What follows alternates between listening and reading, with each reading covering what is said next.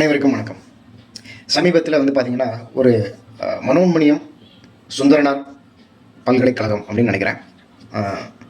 மதுரையில் அந்த யூனிவர்சிட்டியில் பிஹெச்டி பண்ண, அதாவது முனைவர் பட்டம் வாங்கிய ஒரு பெண், பேர் ஜீன் ஜோசப். அந்த பெண் பட்டம் வாங்குறாங்க. பட்டம் கொடுக்கறது கவர்னர் RN ரவி அவர்கள் கையெழுத்து போட்ட அந்த பட்டம். அவர் பட்டம் கொடுக்கறது அவர் கொடுக்குறாரு. துணைவேந்தர்லாம் இருக்காங்க. அந்த பெண் கவர்னர் கையால் பட்டம் வாங்க விருப்பமில்லை அப்படின்னு சொல்லிட்டு துணைவேந்தர் கையால் தான் பட்டம் வாங்குவேன் அப்படின்னு சொல்லி மேடையிலேயே சொல்லி கவர்னர்கிட்ட வாங்குவதை தவிர்த்து துணைவேந்தர்கிட்ட அந்த பட்டத்தை வாங்குறாங்க. இது மேடையிலேயே நடக்குது. மற்ற எல்லாரும் கவர்னர்கிட்ட அவர் கையெழுத்து போட்ட அந்த பட்டத்தை வாங்குறாங்க. இந்த பெண் மட்டும் அவர் கையால் வாங்க மாட்டேன்னு சொல்லி அந்த மேடையிலேயே சொல்லிட்டு துணைவேந்தர் கையில். இது ஒரு பெரிய சர்ச்சைக்குரிய விஷயமா ஆச்சு. சர்ச்சைக்குரிய விஷயமா கண்டிப்பாக ஆகத்தான் செய்யும். ஏன்னா இது சர்ச்சைக்குரிய விஷயம்தான், அதனால சர்ச்சையாகத்தான் ஆகும். ஏன்னு கேட்டால், பிஹெச்டி படிக்க தெரிஞ்ச பெண், அந்த பெண் உண்மையிலேயே பிஹெச்டி பண்ணி தான் பாஸ் பண்ணி தான் அந்த பட்டம் வாங்கினாங்களா இல்லைன்னா? ஏன்னா இன்றைக்கி நிறைய நம்ம செய்திகள்லாம் படிக்கிறோம், பைசா கொடுத்தாலே கிடைக்குது அப்படிங்கிற மாதிரியான செய்திகள்லாம் படிக்கிறோம்.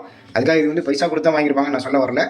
இருந்தாலும் படித்து பிஹெச்டி பண்ணி இந்த பட்டம் வாங்கினாங்க அப்படின்னா கூட அந்த பெண் மேடையிலேயே குணத்திற்கும், ஒருத்தருடைய குணத்திற்கும், இயல்பான ஒருத்தருடைய குணத்திற்கும் படிப்பிற்கும் சம்பந்தம் இல்லை அப்படிங்கிறத அந்த பெண் மேடையிலேயே ப்ரூவ் பண்ணுது.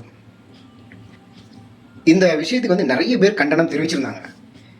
நிறைய பேர் பத்திரிகையில், சோசியல் மீடியாவில் எல்லாத்துலேயும் பார்த்தீங்கன்னா பெரும்பாலான கமெண்ட்டுகள், பெரும்பாலான கருத்துக்கள் பார்த்தீங்கன்னா அந்த பெண்ணுக்கு எதிராக தான் இருக்குது.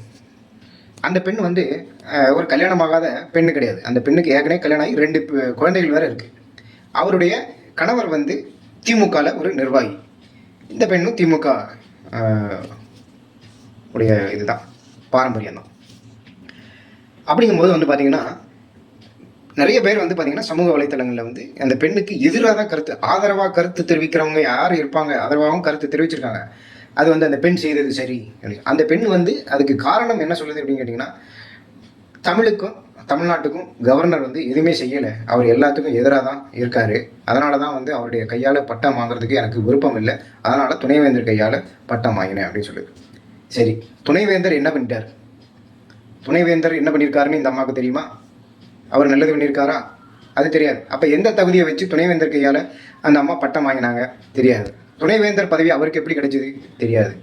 ஆனால் கவர்னர் அவர்களுடைய RN ரவி அவர்களுடைய பின்புலம் என்ன? IPS படித்து பாஸ் பண்ணி நேர்மையானவர், நிறைய விஷயம் தெரிஞ்சவர், ஞானம் உள்ளவர். அவர் பட்டம் கொடுக்குறாரு. அவர் கையால் பட்டம் வாங்கிறது பெருமையா, இல்லைன்னா எப்படிப்பட்டவர்னே தெரியாத துணைவேந்தர் கையால் பட்டம் வாங்கிறது பெருமையா?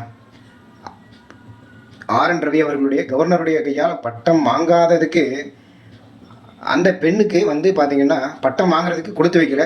அதுவும் இல்லாமல் அவர் கையால் பட்டம் வாங்குறதுக்கு தனக்கு தகுதி இல்லை அப்படிங்கிறதையே இந்த பெண் அந்த மேடையில் ப்ரூவ் பண்ணியிருக்கு. அப்படி தான் எடுத்துக்கணும். ஏன்னு கேட்டால் நிறைய பேர்கள் அவர் கையால் பட்டம் வாங்குறதுக்கு கொடுத்து வச்சுக்கணும். கவர்னர் கையால் பட்டம் வாங்கினேங்கிறத பெருமையாக சொல்லுவாங்களா வெளியில் போயிட்டு? இல்லை, நான் மட்டும் துணைவேந்தர் கையால் பட்டம் வாங்கினேங்க சொல்கிறது பெருமையா அப்படிங்கிறது புரியலை அவங்களுக்கு. Okay, right. இப்போ இது திமுக மற்றும் அதனுடைய பாரம்பரியம் அதுதான். அந்த வழி வந்தவங்க அப்படி தான் இருப்பாங்க. ஆனால் நம்ம அதுக்குள்ளே போக விரும்பலை. என்ன நம்ம சொல்ல வரோம்னா, என்ன தான் இருந்தால் கூட மேடை நாகரிகம் அப்படின்னு ஒன்று இருக்குது. இப்போ அந்த பொண்ணு துணைவேந்தர் கையாலேயும் நான் பட்டம் வாங்க விரும்பலை, என்னை பெற்றவங்க கையால் நான் பட்டம் வாங்க விரும்புகிறேன்னு சொல்லியிருந்தால் அது வேறு விஷயம். ஏன்னா அந்த பெண்ணு இவ்வளோ தூரம் உண்மையிலேயே அந்த பெண்ணு படித்து விஷயம் தெரிஞ்சு கஷ்டப்பட்டு படித்து பட்டம் வாங்குறதா இருந்தால் அதுக்கு காரணமானவங்க இருப்பாங்க. கல்யாணம் ஆகிறதுக்கு முன்னாடியாக இருந்தால் அவங்களுடைய பெற்றோர்கள் காரணமாக இருப்பாங்க. ஏன்னா அவங்க தான் கஷ்டப்பட்டு பெற்று வளர்த்து படிக்க வச்சு இது பண்ணுறவங்க. அப்படி இல்லை அப்படின்னா, கல்யாணம் ஆயிடுச்சு அப்படின்னு சொன்னோம்னா அது பட்டம் வாங்குறதுக்கு கணவர் அவருடைய சப்போர்ட், ஆதரவு, பெருமளவு அவருடைய ஆதரவு இருக்குது அப்படின்னா ஓகே. அப்போ இல்லைன்னா என்னுடைய கணவர் கையால் நான் பட்டம் வாங்க விரும்புகிறேன், ஏன்னா அவர் தான் இது பண்ணுறதுக்கு, அவர் தான் எனக்கு ரொம்ப ஆதரவாக இருந்தார், சப்போர்ட் பண்ணார் அப்படின்னு சொன்னால் அது வேறு விஷயம். அது ரொம்ப பெருமையான விஷயம். அப்பா அம்மா கையால் வாங்குறதும் பெருமையான விஷயம். ஆனால் அவர் கவர்னரை தவிர்த்து விட்டு துணைவேந்தர் கையால் பட்டம் வாங்கினதுங்கிறது துணைவேந்தர் அவங்களுக்கு என்ன பெரிய பண்ணிட்டாரு அப்படிங்கிறது தெரியாது. இந்த பாரம்பரியங்கிறது வந்து பார்த்திங்கன்னா ஒரு நல்ல விஷயம் கிடையவே கிடையாது. ஏன்னா நிறைய பேர்கள் வந்து அந்த பெண்ணுக்கு வந்து எதிராக அது பெண் பண்ணது வந்து மேடை நாகரிகம் தெரியாத, இந்த பட்டம் வாங்கினதுக்கே இந்த படித்ததுக்கே பிரயோஜனமே இல்லாத ஒரு விஷயம், அது பண்ண விஷயம் அப்படின்னு சொல்லி தான் நிறைய பேர் வந்து சொல்கிறாங்க. எதுவுமே வந்து அதுக்கு ஆதரவாக கருத்து சொல்கிறவன் அப்படிங்கிறவங்க வந்து பார்த்திங்கன்னா அவனுடைய பின்புலமும் இந்த மாதிரி தான் இருக்கும், அவங்களுடைய குணமும் வந்து இப்படி தான் இருக்கும்.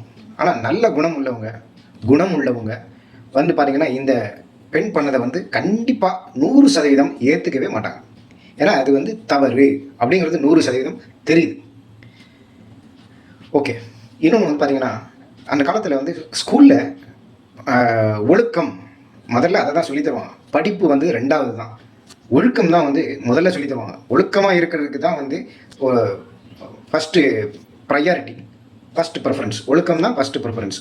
இன்னொரு விஷயம் என்னன்னு கேட்டிங்கன்னா வீட்டில் வளர்ப்பு, பெற்றோர்களுடைய வளர்ப்பு எப்படி இருக்குது அது மாதிரி தான் வந்து பிள்ளைகளும் இருப்பாங்க. நல்ல விஷயங்களை, நல்ல ஒழுக்கத்தை, கண்ணியத்தை சொல்லித்தர பெற்றோர்களாக இருந்தால் அவங்க பசங்களும் அவங்களுடைய பிள்ளைகளும் அந்த மாதிரி இருப்பாங்க.